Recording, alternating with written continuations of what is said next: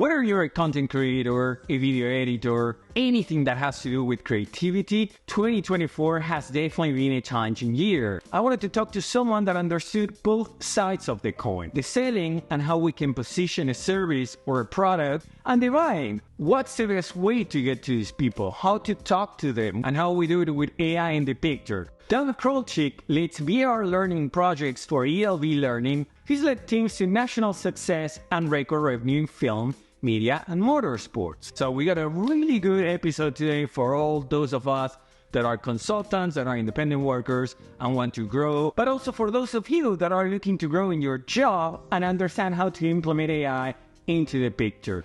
Welcome to Creativity and Robots, Dan. And first of all, I think you have a superpower, and I want to learn a little bit more about that, which is one thing, that I've seen is that you're traveling all over the country. You're going to conventions, you're meeting to people, right? And many creative professionals, such as myself, struggle with that part of the job, right? I feel super self-conscious, and yet I see you just go up and start talking to anyone, no matter who they are. How do you do it? Yeah, if that's a superpower, I haven't gotten the call from Marvel or Justice League or anybody just yet. It's probably kryptonite to some people, maybe who hear me talk too much. But, I at conventions, whether you work for yourself or a company, the paid enterprise or education conventions are there either to learn somebody or somebody's paying you to go out and work in their behalf and start a conversation, start a relationship, teach, tell, or encourage somebody about something new that they need to learn about. So yeah, there's loads of ways if you feel timid, and you know what, it's completely okay if your goal to go to a convention is just to go and learn. Sometimes that is the initiative. Go learn, sit down, take notes, absorb it the way you absorb. For a lot of folks that are in business development, who are in new logos, who are all about growing their own business, you have to keep your head on a swivel and start the dialogue with the right person or persona that you intended to meet with. Okay, I'm hearing, in a way, in a nutshell, Yeah. You gotta go, get over yourself and do it. But how do you do when you're like, today I'm not feeling it and I have to do it anyway? Yeah, it's a great question. I was like, did I answer how, right? I mean, if it's a superpower, like where did you get it? How do you do it? And I think, look, I've literally told coworkers I need a minute sometimes. Like I'm just not into it. And I think you got to recognize, in this 15, 20 minutes or 1 hour, like I need to go recharge. I need to read something. I need to just go spend time with somebody who's going to recharge my batteries, teach me something new, and then realize I need to get into the right environment where people are open to it. I mean, if it's a walking around industry show and there's a lot of that energy in the air, that works. If it's something in between, you have to push yourself, and you have to think about the win, and you have to think, look, if I do nothing, then there's no victory here. If my biggest potential job or partner or new client is out there in that audience, is at that lunch meeting, is at that on that expo show floor, and I don't start a conversation, then it's not going to happen. And you have to some degree, whatever level of business you're in, establish that winning mindset and that competition mindset, and to know that part of that it includes embracing the losses, and it's not even a loss if I said hello to 20 people and 19 were like, whatever, hi, why are you talking to me? It's because, I'll hold up a credential and say, I recognize you work for Starbucks, and this is what our company does, and I would love to meet somebody on your team, and are they at this show?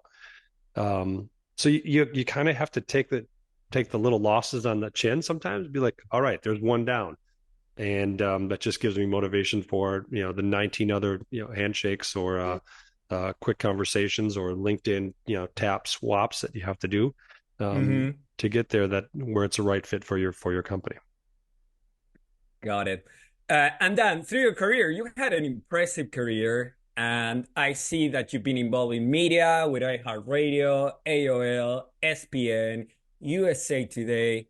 How do you land in media and tech versus, let's say, selling airplanes? What's the thing that drew you to the industry? That's funny, man. I worked on a couple of air shows and grew up in the shadows of EAA, and I've always said, like, man, I would love to sell jets. But I'm sure there are people who sell jets say it is not cracked up for what you think it might be. But I think at an early age, I was just drawn to media and technology. Everything from the minute some new TV innovation came out, it was like, cool, who's behind that? I read credits when I was a kid. I wanted to know what the different titles meant. I was, a nerd on Super Bowl commercials, and I wanted to know who were the brands behind that. The first couple times I recognized product placement in a movie, at youth, I'm like, wait a second, that's no coincidence. What's behind that? What's driving that? And I looked it up to find out how it all worked. And I'm like, all right, that makes sense. Everyone's trying to make a living here and make some dreams happen. So, through those different job changes, some of it in media was as media progressed and changed and became more digital. And some of it was, putting a company or a logo or a dream on a board and continuing to follow up that network and those connections and say someday, maybe this is a good fit for us to work together. And relationships matter. Mm-hmm.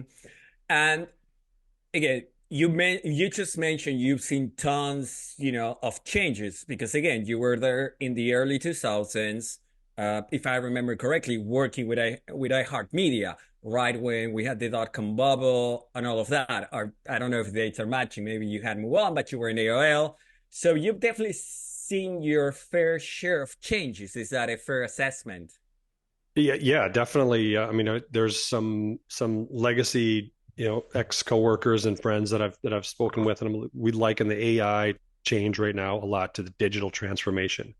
And in newspaper, Gannett, iHeart Media, there was a lot of transformation to the next thing. What does this mean for HD radio? I mean, all of these things that were going to be the next biggest thing. I mean, our team with Star Tribune in Minneapolis was one of the first markets that sold mobile only ads and trying to tell local customers, can you imagine, like, your ad is about this big on a phone screen like that, and they're used to spending $20,000 on a double truck open newspaper, 2 full-page ads. They're like, why would I pay the same amount? Like, because it's X amount the size of audience and so much more engagement. They can click on it, they could buy something versus just reading about it. So it was dealing with a lot of both the digital and technology change, and then the impact that it would that would eventually come across the industry, your customers, the way you do work, the way you staff a team,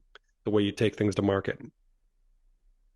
Let me get back to a thing you just said, which is, this handling the objection, or rejection. For example, you were saying folks were like, why would I pay for a little thing if I can have, 2 pages on a newspaper for the same price? And I believe that's a conversation that will happen a lot with AI.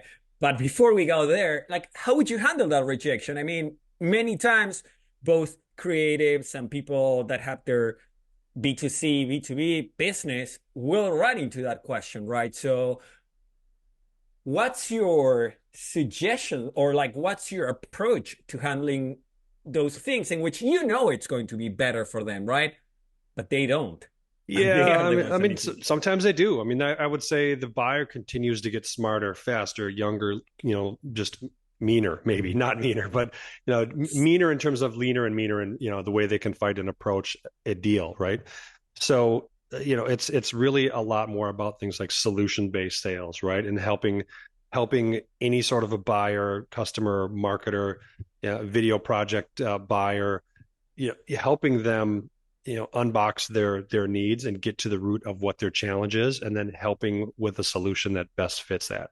And yes, like, a deal can always get down to whether it's handling rejection or objections, but a lot of times it's identifying that as an opportunity to look back and, like, what did I miss here? Why would this person be drilling down on this, and how can I explore that deeper and help them discover if this is still the right possible fit? And with all of the new technology and the speed of what's out there, I think a lot of times it is a very good, healthy challenge. Somebody on their team, I mean, you talk a lot about generative AI, video, audio. Somebody on their team is sitting to the side of a podcast or a call and messaging your client and saying that this person's wrong. This person doesn't know about this technology. So Mhm. sometimes they're pushing back to learn more of like why this might be a better fit than the thing that maybe the person who's telling them, they're wrong. Maybe they're wrong and they just don't know it, but they just started exploring new options 15 minutes ago or 15 days ago. So, all of those come back to, taking it on the chin with a maybe a negative, like, okay, how can I quickly learn from this and do it better? Which goes back to if somebody says, yes, so what? You don't just keep walking away at a conference. You're like, what am I doing wrong here? Am I not smiling? Am I not handing them a business card? Am I not showing them my logo? Do I look, presentable? Do I have the technology with me if they want to say something? Do I connect the dots? So, bringing it back to the future question and handling those objections. There's a lot of them up there, and they're real, and that's because, look, you can a buyer could prep for your sales call, and anybody who works in sales or branding or business partnerships is probably using one of many tools available to prep for a call, including right up to the script that you're going through on the call. It's warfare, right? The buyer is using AI to explore vendors, and the vendors are using AI to learn more about the buyer and start a conversation and asking, how great their kid's graduation was, that they just, looked up in AI and research in their Salesforce or CRM or HubSpot Mhm. to get it as close to authentic as they could. So, Mhm. And you talk about AI tools. What's your favorite AI tool right now? What are you using for your job? I mean, it just feels outdated to name one or two. I would say that we have a pretty cool tool that we do use um, for our sales team that helps with sales prep research. And what's nice about it is you can overlap that, and we'll put the link in the notes. You can overlap and upload all of your content from the call. So you can upload your full audio file and send it in, and it will send it back with recommendations that's about 90% AI with 10% real person doing a little Hmm. over the top, final assessment for you. And on top of that, I mean, we talked about it in our webinar.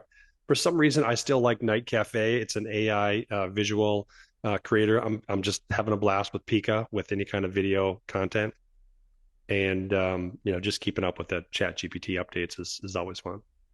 Yeah, and one of the things I learned making this podcast, in the beginning, I would shoot a lot of episodes in the same week because it is easier to batch. But then I realized this is AI.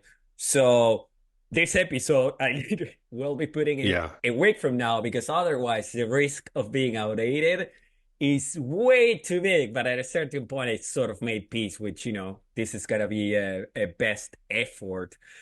Now, yeah. look. 100%, right? You can never like hang your shingle too far on one, I mean, of course you could say, I love everything OpenAI is doing. That's kind of a safe answer, right?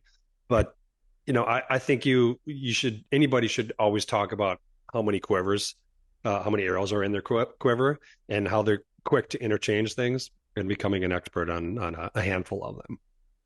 And I'm assuming you're having tons of conversations about AI and you get to see all sorts of reactions about it.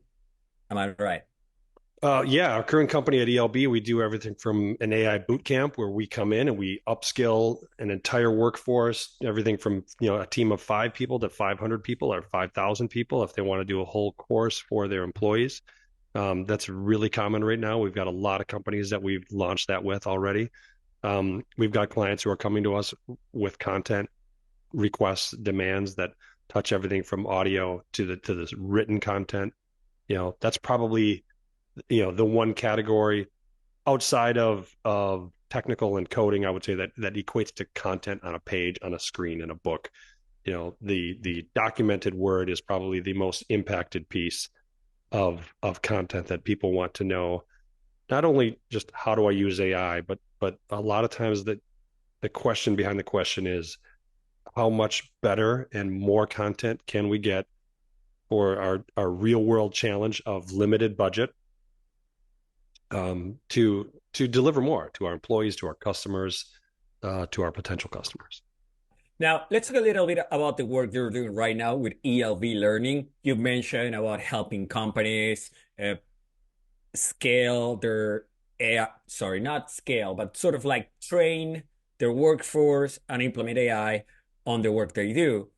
Now, what's the most exciting thing that you have seen in the education space that it's involving AI? Well, so if I took education and put it over here, and I took corporate enterprise, learning and development, different bucket altogether, although some similarities. I think education, ASU, GSV, the last conference being taking AI from being a track, part of the conference to pretty much being the entire conference. To me, that's exciting to see higher ed, K through 12, go from, doing the longhand, Heisman move to AI for a while. Like it's there, we know it, but we want to block it a little, to embracing it and saying this is great for student experience. It's great for scoring. It's great for homework, for text, graphics, video, animation. So I think the explosion. I give L&D and education credit because they did not go on strike against AI. Which I'm not saying that good or bad thing for what Hollywood did. It was a thing that had to be done. But education said, okay, we're just not sure about it for a while, and then said, okay, and somebody who I knew well at ASU GSV actually called that, war game back and forth between the technology around, one AI would help students generate content, another AI would go out and monitor that content and call it out that it was AI, and another technology would stack up on top of that and say, well, we know the school is using that, so here's how we beat it. But to see both of them embrace it and start doing amazing things has been great. And I think when you're, especially in training, if you're dealing with an audience of 300 versus 3 million, and you've got a budget of 30,000 versus 30 million, those buyers can say, you know what, we can do these videos with Synthesia. We can do these videos using Beyond, AI's tool. It's good enough because AI is making videos where people weren't doing it at all before. So that's a big leap in content. So to me, that's pretty exciting versus video not being there in the past. Mm-hmm. So I think that's the most exciting thing, is people who were never talking about video and animation and audio and voiceover and sound effects are now in that space. And some of them are people that were making three ring binders full of 400-page manuals, and some of them are folks that were just making online learning without a lot of video and audio content, and now they're really getting into it.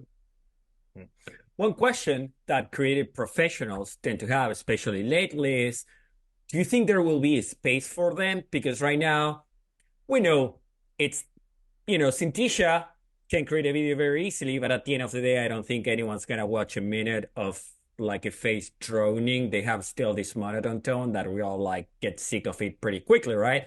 But also, I'm sure that within a year, that will not be the case anymore.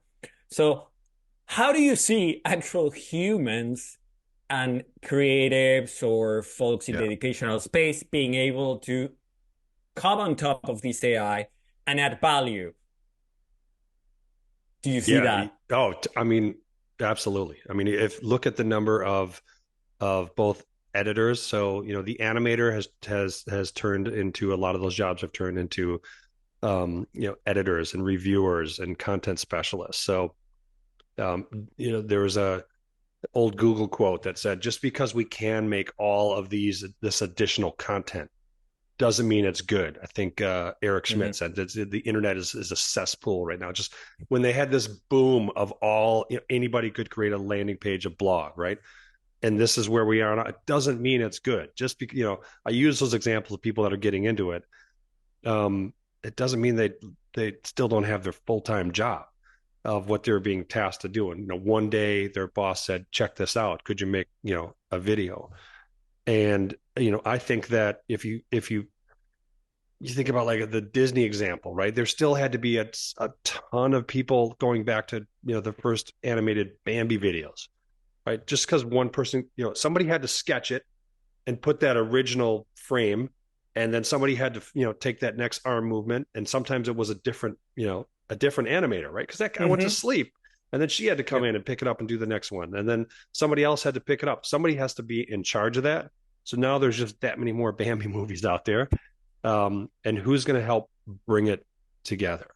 And I'm still doing some very big projects with some very big brands that are like, yes, we're using that, but that gets us this far, and we need people to help with the editing. And there's still crazy appetite for, a lot of our clients come to ELB because we have an asset library of content that looks and feels original. It's you know people have five fingers in five right places.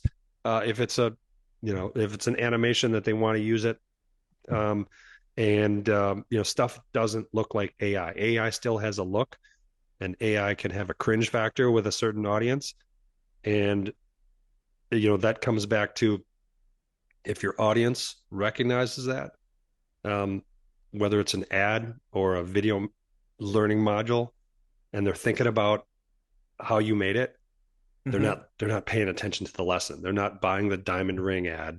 They're in creative mode instead of Mm-hmm. buying mode or learning mode. So keeping them in the moment is still matters. So those creative jobs, and coming from going to school, and I had a graphics design scholarship back in the day, and nobody we didn't even talk about computer animation.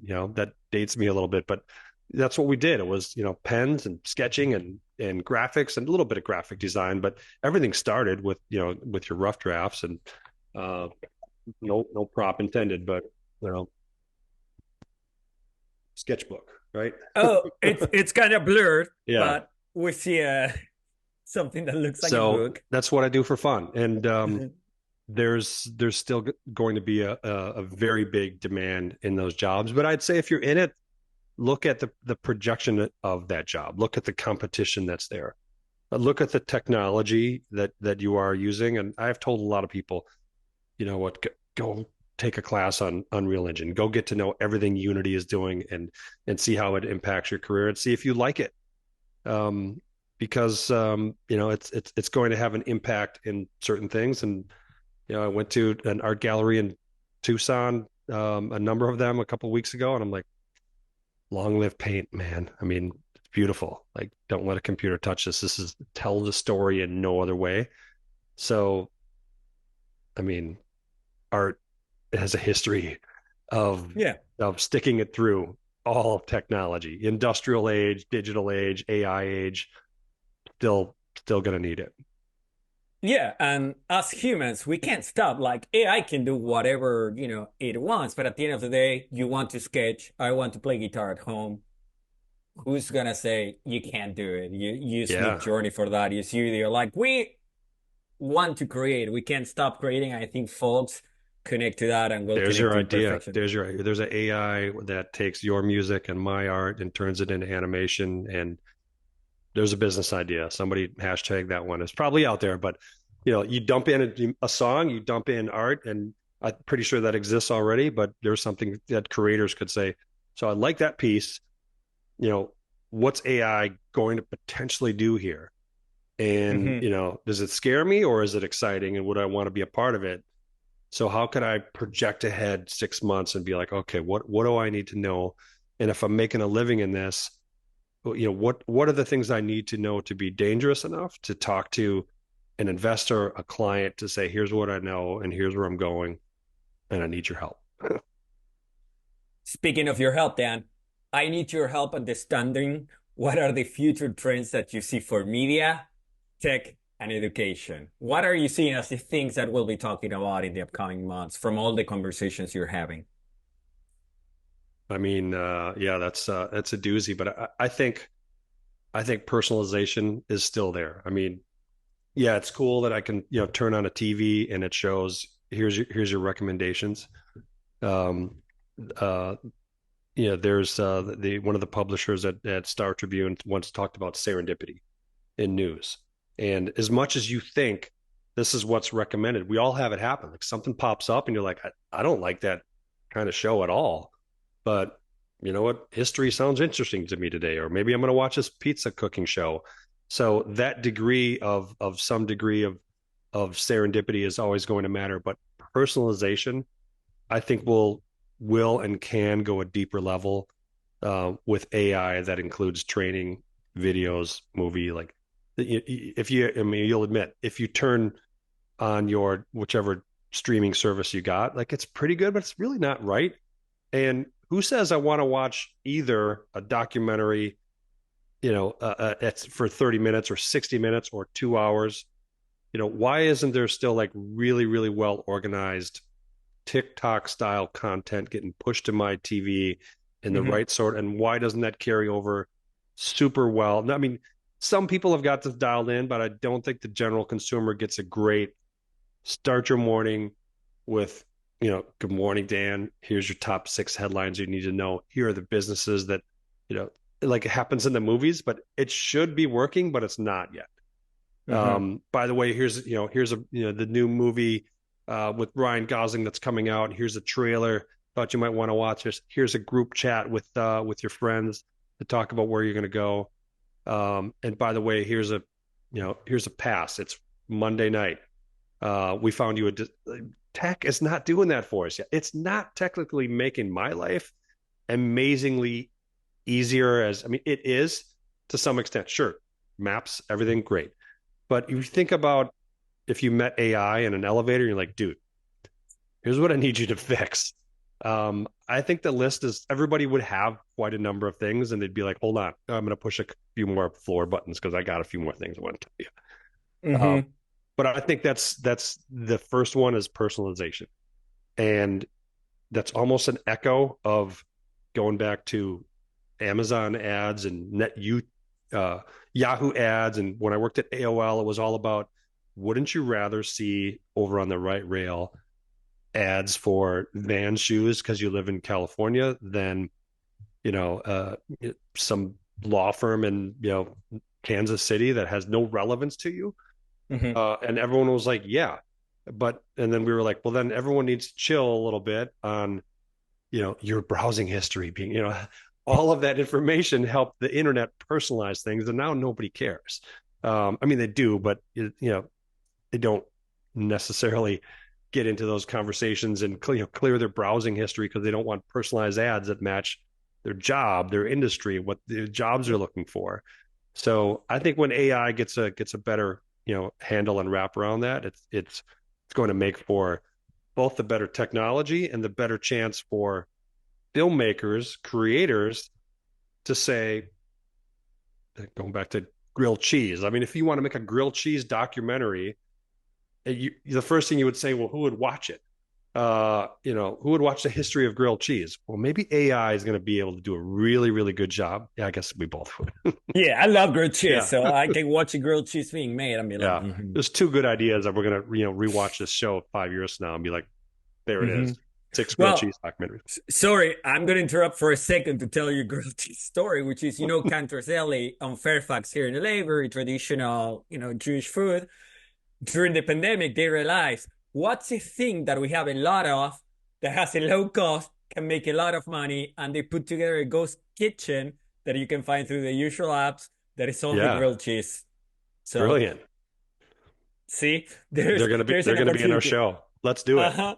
The grilled cheese show. So, Dan, we've covered the evolution of media, how to adapt to changes, how to talk to people you don't know without freaking out, how AI is influencing, educational work and tech and future trends. Now, what I want to know is like, what's next for you and where can folks find you to have conversations about what ELV can do for them? Yeah, I mean, I'm really happy. It's a great company based out of Salt Lake City. ELB Learning has got so many tools in the toolbox. We do VR, we do AI, we do course creation. We've got a content library.